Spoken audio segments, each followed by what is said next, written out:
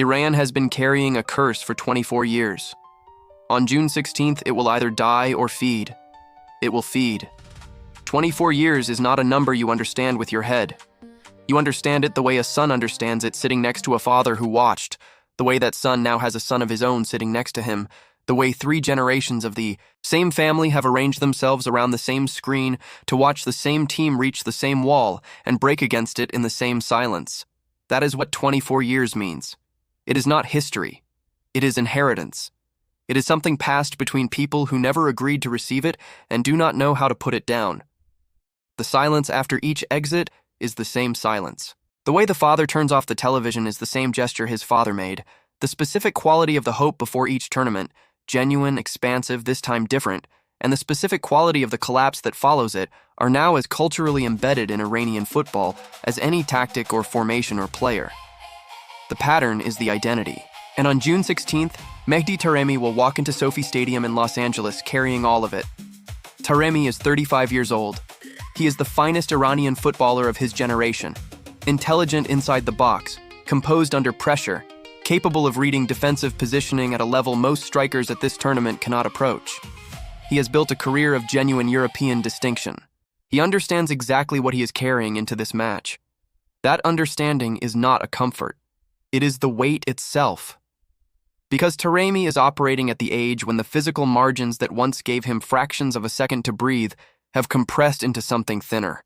Not because his football intelligence has dimmed, but because the body that executes the decisions his mind makes is 35 years old and flying from Mexico City to Los Angeles for every match. The window between seeing the right thing and doing it before the moment closes is narrower now than it was. And in this specific match, at this specific moment of his final World Cup, narrower is everything. Iran's head coach Amir Ghalenoei builds his teams in either a 4-4-2 or a 4-2-3-1, and both structures demand the same, foundational thing.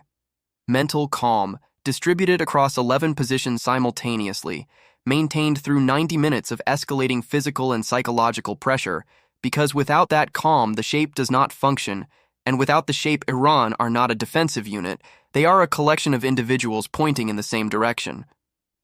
That calm is the architecture. It is not a style preference or a coaching philosophy. It is the load-bearing wall. Remove it and the whole structure comes down. The system has produced something that looks extraordinary. 3 goals conceded across 5 matches in this tournament. Mali, Costa Rica, Gambia. The defensive record entering June 16th is the kind of number that earns respect from serious football people, and it should. It is also the most seductive illusion in the tournament, because every one of those opponents had one thing in common with each other and nothing in common with New Zealand. None of them could find the specific fracture point that ends Iran. None of them pressed with the speed and the coordination and the collective intelligence required to take the calm away. New Zealand have watched the same tape Ghalenoei has. They have built an answer to exactly this structure, and the answer is not to outplay it. The answer is to make playing it impossible. New Zealand went to Santiago 4 months before this tournament opened. They played Chile, Copa América finalists, at altitude, in front of their own crowd, the kind of environment that visiting teams experience as an exercise in dignified endurance before flying home. New Zealand won 4-1, not with a goalkeeper who had the night of his career, not with a single moment of fortune that the scoreline does not reflect, with a pressing system of such surgical collective intelligence that Chile, experienced, organized, proud, had no first option and no second option and no escape route from anywhere on the pitch. Every time Chile tried to build from the back, New Zealand were already there, already. Eliminating the pass before it existed, already pressing 2 players into the space one player thought he owned. The result was panic, clearances that went nowhere, second balls that belonged to New Zealand before Chile had finished losing the first, and then goals. Watch that tape, then understand what you are looking at. New Zealand's pressing system is not a tactic. It is freedom made physical. It is what 11 men look like when they are not calculating the cost of failure, when they are not protecting a lead or a reputation or a 24-year inheritance, when they have been told that what they have already achieved, qualifying for this tournament, being here at all, has already exceeded every expectation anyone held for this generation of New Zealand football. That freedom is not reckless. It is precise. It is the specific kind of precision that becomes available when the brain is not simultaneously running the calculation of what this mistake costs. Every trigger is simultaneous. Every cover shadow is set before the press is sprung. Every press is not a gamble. It is a certainty, executed by players who have nothing to lose and have made the active choice to run toward that fact instead of away from it. Iran have the oldest squad at this tournament. Not slightly older, significantly. Multiple players walking into SoFi Stadium on June 16th will do so with the certain knowledge that this match is the last time they will wear this shirt on this stage, regardless of what happens. Because the World Cup after this one is 4 years away, and 4 years is not a bridge this group of men will cross. That awareness is supposed to produce fearlessness. It is written that way in the team talks. It is framed that way in the pre-match preparation. But the knowledge that there is no next time, in a squad shaped by 24 years of learning exactly how this moment ends, does not produce fearlessness. It produces desperation. And desperation is the one force that dismantles Ghalenoei's structure from the IE. Inside, it makes center-backs press higher than the shape demands, makes holding midfielders gamble on interceptions they should leave, makes the lines collapse inward at the moment the system most needs them to hold. Desperation is what makes a team reach for things beyond their structure when the structure is the only thing keeping them alive. Iran could not establish a base camp on American soil.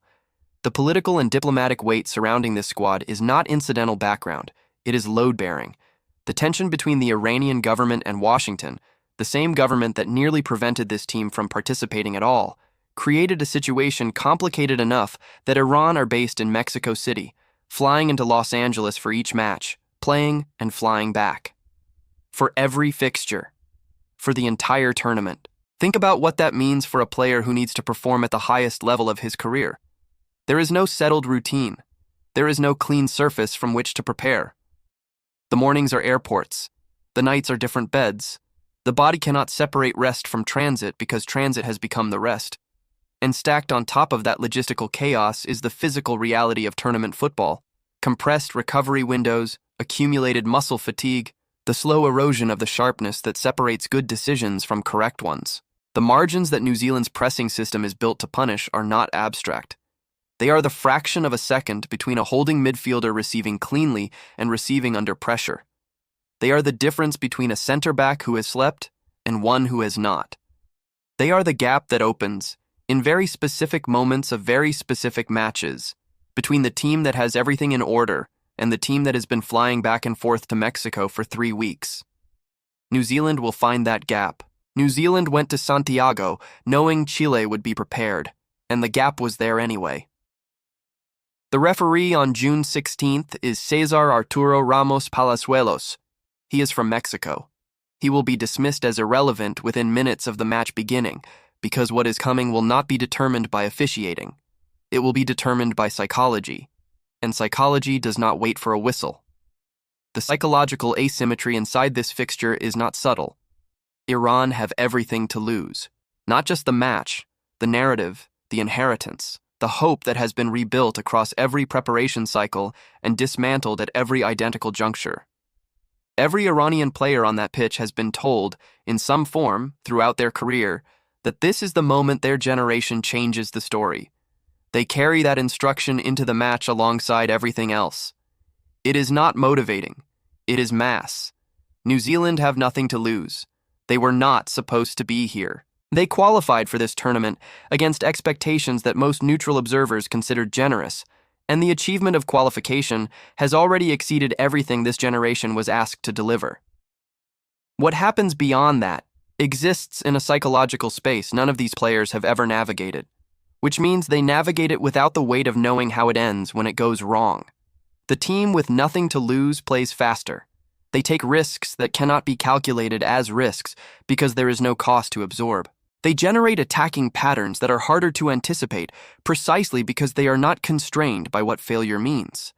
They think less about the price of the next mistake because the price of the next mistake, for this generation of New Zealand footballers, is nothing they have ever had to pay. The team with nothing to lose does not play cautiously because they can afford to.